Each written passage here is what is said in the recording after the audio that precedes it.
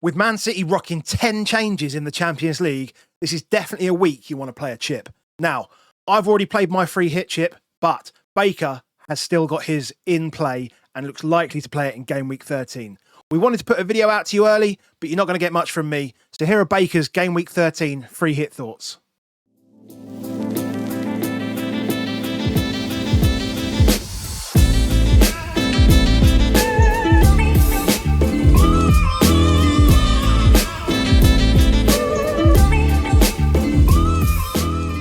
Hi guys, welcome back to Above Average FPL, but it's just me, Baker.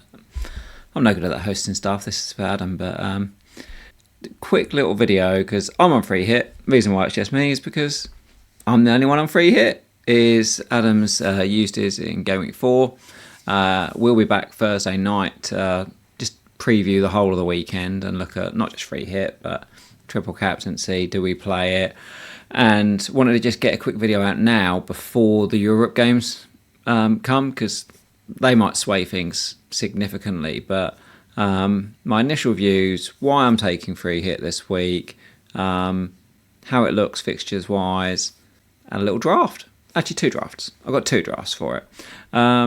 So let's start with the fixtures. You're going to have to excuse that is the people that are already in our Patreon. Plug Patreon, plug Crypto Blockdown, all the lovely things we do every Sunday that Adam does much better than I do. But the Patreon guys know this, that I'll put videos out now and again, just talking through my plans, but they're not going to be as pretty as what Adam does. Hopefully for anyone that's a regular viewer, this gives you some appreciation of all the technical stuff that man does. He's a magician. I'm not very good at that stuff. So graphics are not going to be magnificent, and they're definitely not going to be plentiful. The fixtures. Let's just start with it, because I think that then frames the piece of, well, why is this potentially a good week? And before that, probably the calendar.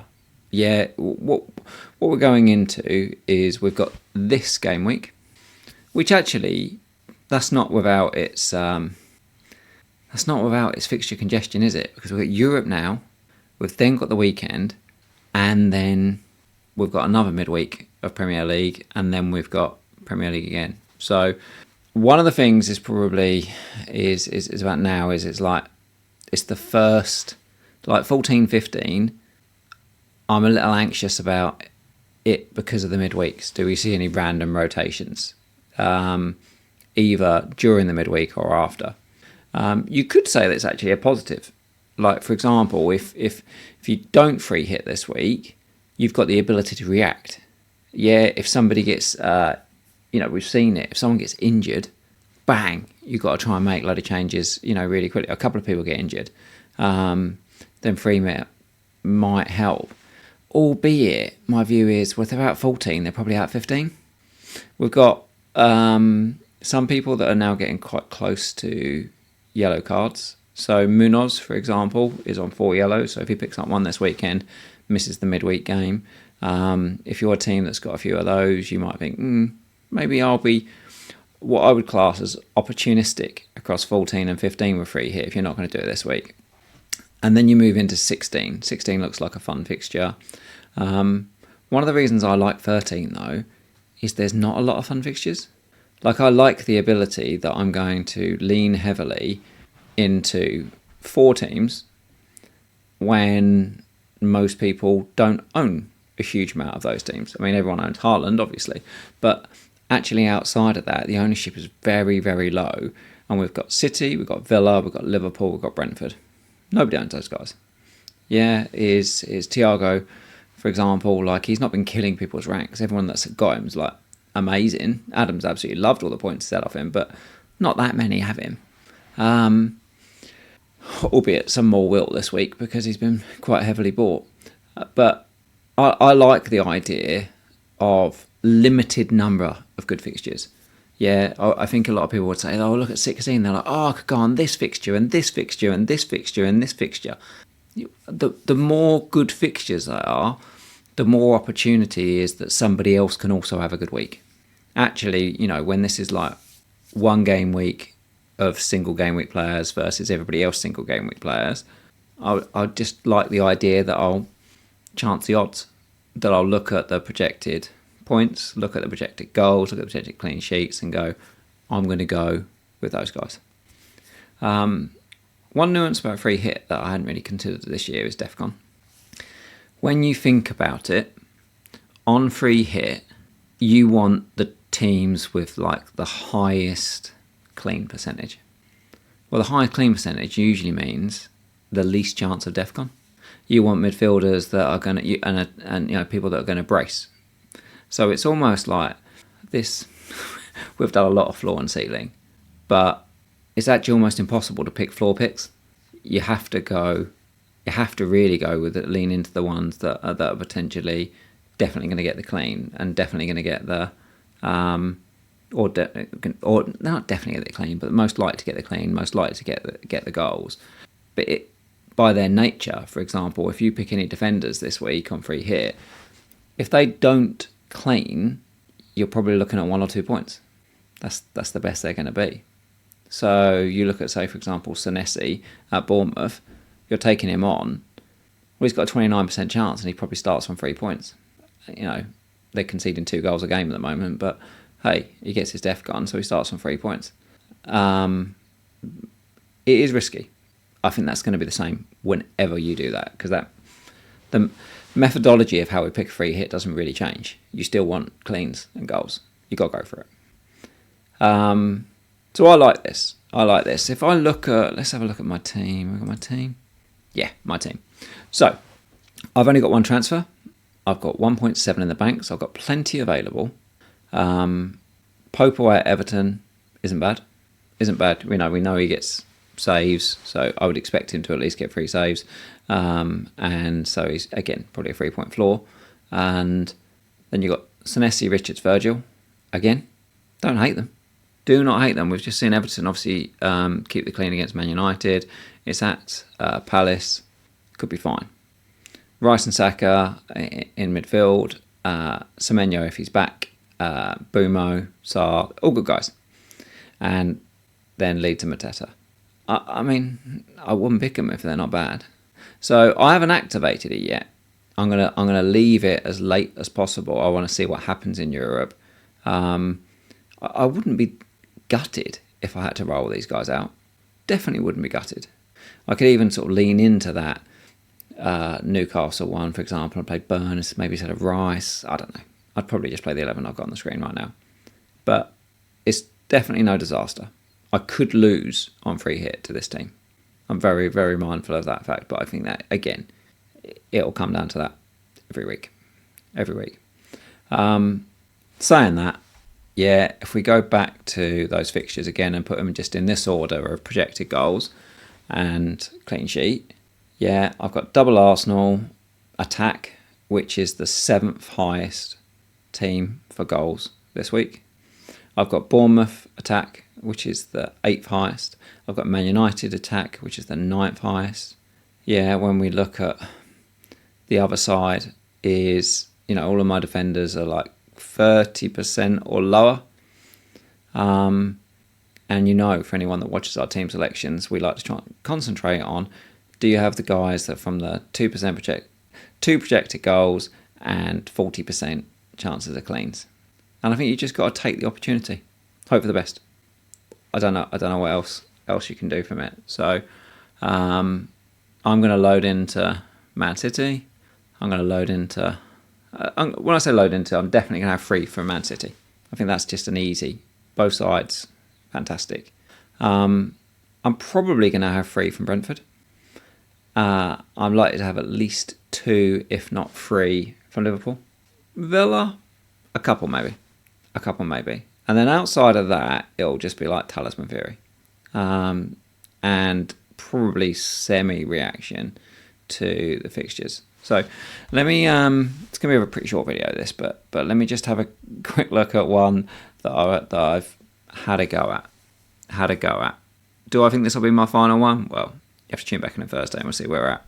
But one that I've considered, certainly, is this. It is Kelleher and goal. I've gone for a back three of, I feel struggle to say it, double Liverpool defence. Canate, Virgil and O'Reilly. Midfield 5 of Rodgers, Salah, Sharda, Foden, Gibbs-White.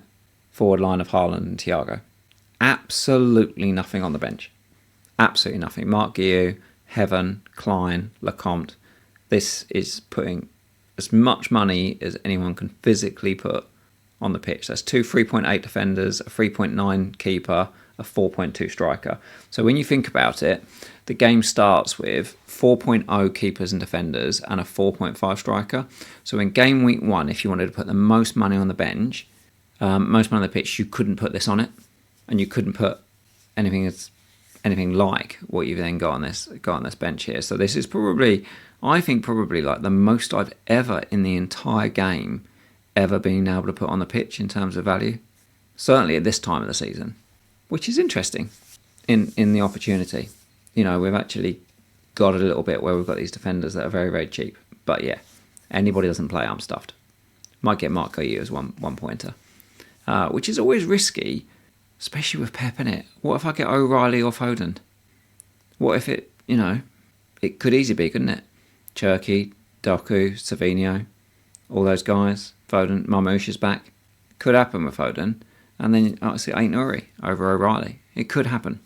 So it would be brave doing this, and it might also be foolish. Let me talk to you about the Liverpool double defence then. Because that wasn't that high, like 30% owned. It's not really better than much else.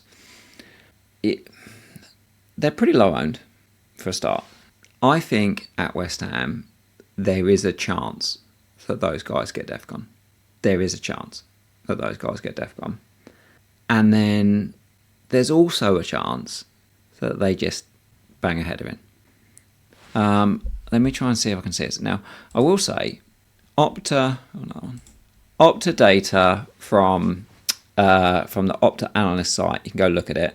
It doesn't translate particularly well onto our images. Maybe they do that on purpose so that people aren't sharing them. But what you've got on here is some set plays defence data, which is ranked by shots conceded from set plays over the first 12 game weeks of the season. And West Ham have conceded 62 shots from set plays in 12 games. 5 shots a game from set plays, resulting in 6 XG. So it's half an XG a game from set plays. 9 goals from their 12.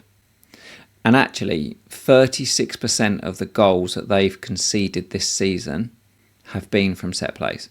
And I'm like, if I have Canate and Van Dijk, I just got a chance.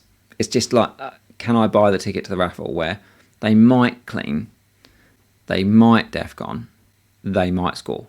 You never know. And hey, guess what? You never know. They might both score. Like if it happened, if the unicorn happened that they both scored and suddenly you got 30 points from your 2 central defenders on a team that's not owned, like, is there a way in which you could just like manifest something madness? If anyone was going to do it, it was against West Ham. I mean, as I look down on some of these, I mean, Liverpool aren't the greatest at defending set pieces, which isn't particularly helpful either. But it's one of the things that also worries me a little bit about Villa. Like, is Villa actually have just been really bad set play defending? Forest have been pretty similar. No, Forest have got Dyche now, so you'd hope they start to firm up a little bit. I'm a bit icky on Villa. I think that doesn't mean a huge amount because you could just lean into it, couldn't you, in the fixture? I've seen, and we will see a lot this week of this team's great at home, this team's great away. Just bear in mind, 12-game sample is still relatively small. It's good enough. But actually at the start of the season, it's like, well, something happened and then managerial change. Like, for example, Man United defensive data, as an example. Well, you've got a keeper switch in 12 games. In fact, they had 3 different keepers play in 12 games. Like, you've got managerial switches at Forest. Yeah, you've got at West Ham. Yeah, there's just a lot going on that when people start using samples at the moment as to go with them because they're really good at this or really good at that, there's always ickiness a little bit to me about that at the moment.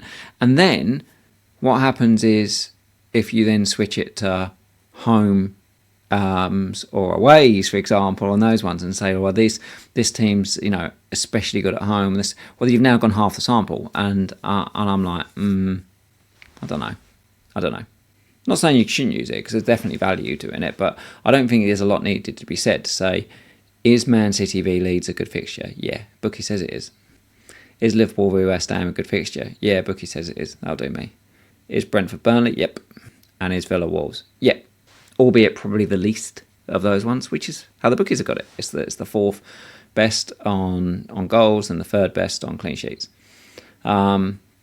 So that's one way. Let me just go back to that team again. Probably the only one where I'm like, I don't hugely like it. I don't hugely like it, but I'm trying to gauge whether I'm massively confident in it. It's probably the Gibbs White one. And one of the reasons why is you look at Gibbs White and then you think about Sarr, for example, who's in my normal team.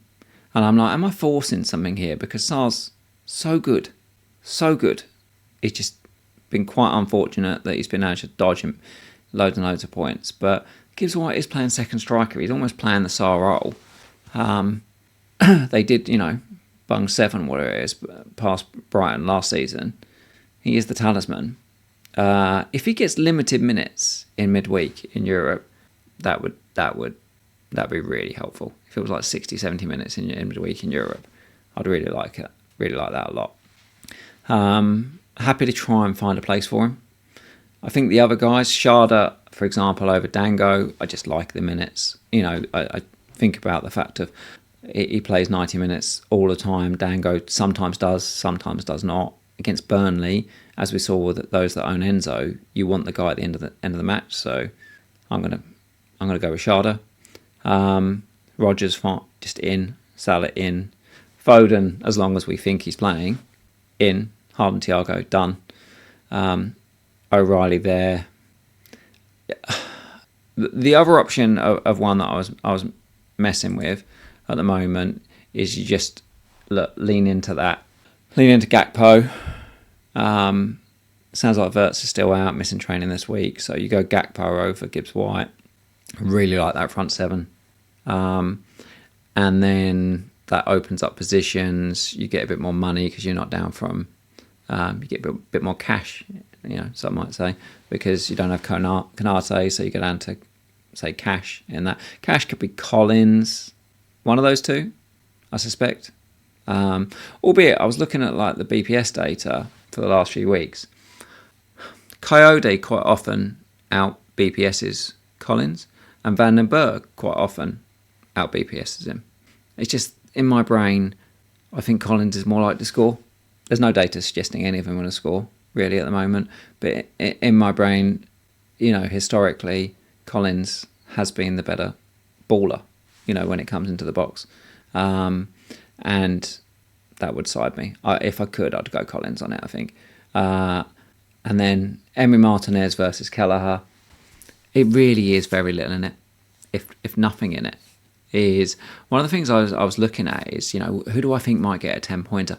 I hadn't really taken into consideration how much bonus is just a non-event for keepers now.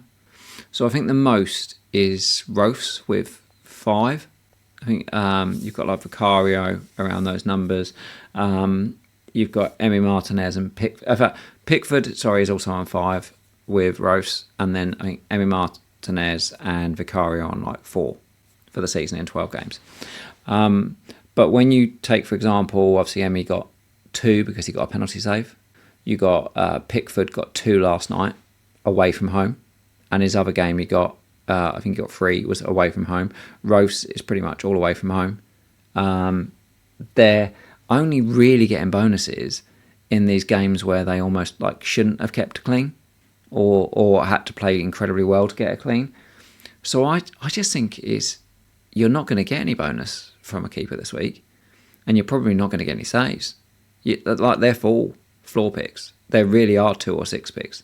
So you could have some fun. You could have some fun and think to yourself, well, is there Like, do you just go nuts on something like sells, for example, like less chance and maybe Brighton have a load of shots? Roast, Bournemouth do take a lot of shots. You know, do you drop down on the keeper and try and spike something? I just don't think Fulham are going to get enough shots. I don't think Tottenham have enough shots, but I certainly don't think Fulham have enough shots. Yeah. Emi Martinez, that's the only thing, is obviously we've seen Wolves actually. Even though when we looked at Wolves' data on the weekend, although they out XG'd Palace, was it Palace they played? They did it in very, very few shots. So I'm like, Henderson? The thing on Palace defence, it is one you could lean into. You could like go Munoz and Henderson, because I almost don't see the point in having one Palace defender from this, because they're really high owned. You're not really gaining a huge amount from it. Munoz obviously could score, he could do all the other stuff, so maybe I'll monitor the minutes of it. But maybe Henderson and Munoz isn't too wild an idea. Don't fancy Pickford or Pope. But yeah, I think, you know, with Emmy or Kelleher, you are looking at 2 or 6, unless they madly save a penalty. So that's where I'm at. This is the team that's currently sitting in there as something that I was like, maybe target West Ham on set plays, get both the big guys, have a bit of fun with it. So see you Thursday. Let's see how the Europe goes. Not have huge hopes for Tottenham versus PSG tomorrow night, but hopefully everyone does well. See you soon.